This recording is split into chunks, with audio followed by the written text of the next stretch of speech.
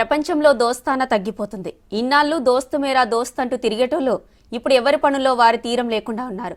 సిచ్యువేషన్లు మారడంతో జాబులు చదువుల కోసం పల్లె వదిలి పట్టణాలకి రావడంతో చిన్ననాటి స్నేహితులను మిస్ అవుతున్నారు. ఆఫీసుల్లో కొత్త దోస్తులైనా చిన్నప్పటి సోపతులు లెక్క ఉండడం లేదు. మరోవైపు ఫోన్ల వాడకం పెరగడంతో జనం ఒంటరిగా బతుకుతున్నారు. దీంతో మానసిక సమస్యలతో ఇబ్బందులు పడుతున్నారు.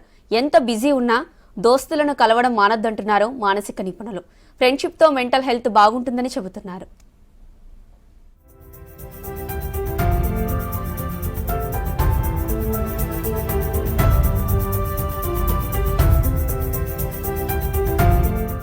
ప్రపంచవ్యాప్తంగా దోస్తులు తగ్గుతున్నారు. సిటీలో busy life style, smart phone addiction తో ఫ్రెండ్స్ తో గడిపేందుకు, మనసు విప్పి మాట్లాడేందుకు టైం దొరకడం లేదు. దీంతో స్నేహితుల కొరత ఏర్పడుతోంది. ఇది కాస్త ఫ్రెండ్షిప్ రెసిషన్ కు దారి తీస్తుందని అంటున్నారు ఎక్స్పర్ట్స్. ఒకప్పుడు ఫ్రెండ్స్ తో బాధలు చెప్పుకున్నోళ్ళు, మంచి చెడ్డలు పంచుకున్నోళ్ళు కాస్త ఐసోలేషన్ కు అలవాటు పడుతున్నారు. వీరంతా డిప్రెషన్ లాంటి మానసిక రుగ్మతల బారిన పడుతున్నారని సర్వేలు చెబుతున్నాయి. సెలవు దొరికితే రెస్ట్ తీసుకోవడానికో లేక ముఖ్యమైన పనులు పూర్తి చేసుకోవడానికో వాడుకుంటున్నారు.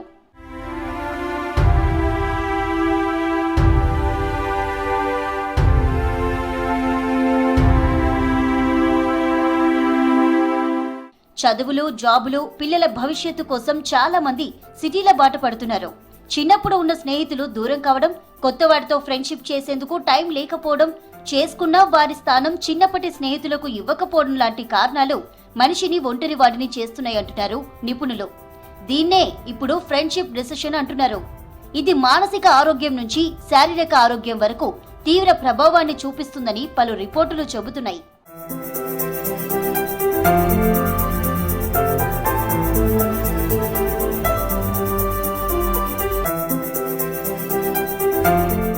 దేశంలో 12 నుంచి 15% జనాభాకు అసలు స్నేహితులే లేరని ఓ సర్వేలో తేలింది.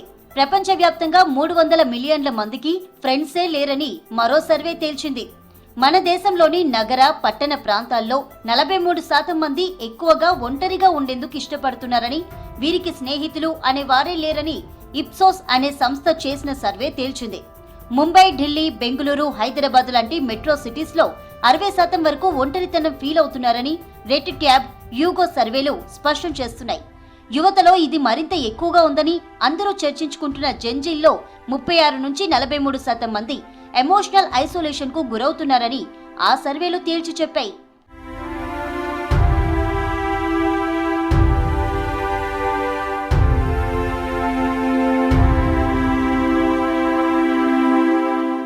గతంలో వారానికి స్నేహితులతో 5 నుంచి 6 గంటలు గడిపేవారు. ఇప్పుడు 2.5 గంటల కంటే తక్కువకు పడిపోయింది. ఫేస్ టు ఫేస్ ఇంటరాక్షన్ తగ్గడంతో డిజిటల్ కనెక్షన్లపై ఆధారపడడం పెరిగిందని సర్వే చెబుతుంది. స్నేహితులతో ఉండడం, వారితో మనసులోని మాటలు చెప్పుకోవడం వల్ల మానసిక ఒత్తిడి తగ్గిపోతుంది. స్నేహితులు లేనివారు రోజుకు 15 సిగరెట్లు తాగినంత లేదా అంతకంటే ఎక్కువ ఒత్తిడిని ఎదుర్కొంటున్నారని హెల్త్ ఎక్స్పర్ట్స్ చెబుతున్నారు. బ్లడ్ ప్రెషర్, గుండె జబ్బులు, స్ట్రోక్ రిస్కులు కూడా పెరుగుతాయని హెచ్చరిస్తున్నారు. ఒంటరితనం ప్రీమెచ్యూర్ డెత్ రిస్కుల్లో 26 నుంచి 30% పెంచుతుంది. ఊబకాయం, ధూమపానం కంటే ఎక్కువ హానికరం. స్నేహితులతో ఉండేవారు ఆహ్లాదంగా ఉంటారని, దీనివల్ల మానసిక ఉల్లాసం పెరుగుతుందని చెబుతున్నారు డాక్టర్లు.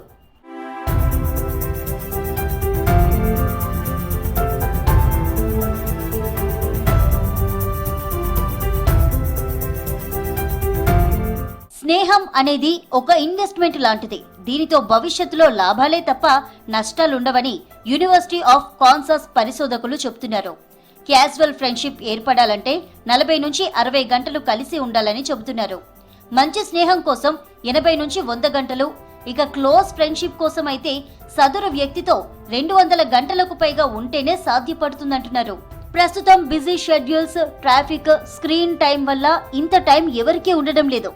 అందుకే సమయం లేదు మిత్రమా అంటూ బలపడే స్నేహ బంధానికి మొదటి 10 నిమిషాల్లోనే టాటా బై బై చెప్పేస్తున్నారని అంటున్నారు.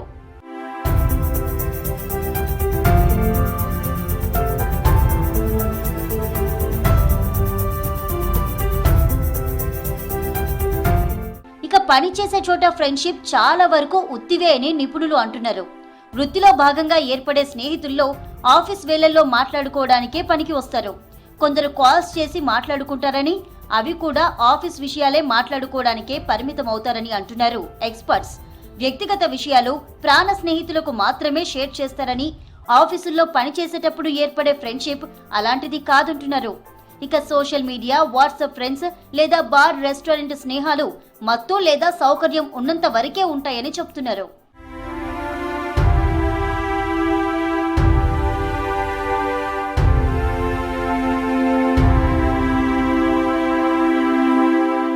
ఉద్యోగ ఒత్తిడి, డిజిటల్ జీవనం, మారిన ఊర్లు, పాండమిక్ ప్రభావాల వల్ల స్నేహాలు లోతుగా పెరగడం కష్టమవుతుంది. ఒకే ఆలోచనలను పంచుకోవడంతో ఏర్పడతాయని సైకియాలజిస్టులు చెప్తున్నారు. పాత స్నేహితులతో బాధలు, ఆనందాలు పంచుకుంటూ ఉంటే ఆ స్నేహం కలకాలం కొనసాగుతుంది. ఇబ్బంది సమయాల్లో సపోర్ట్ చేయడం, సీక్రెట్స్ ను కాపాడడం లాంటివి చేస్తే ఫ్రెండ్ పై నమ్మకం పెరుగుతుంది. అసూయ, టాక్సిక్, వీర్ ప్రెషర్ ఉన్నవారిని దూరంగా ఉంచడం వల్ల ప్రశాంతంగా ఉండవచ్చని సూచిస్తున్నారు ఎక్స్పర్ట్స్.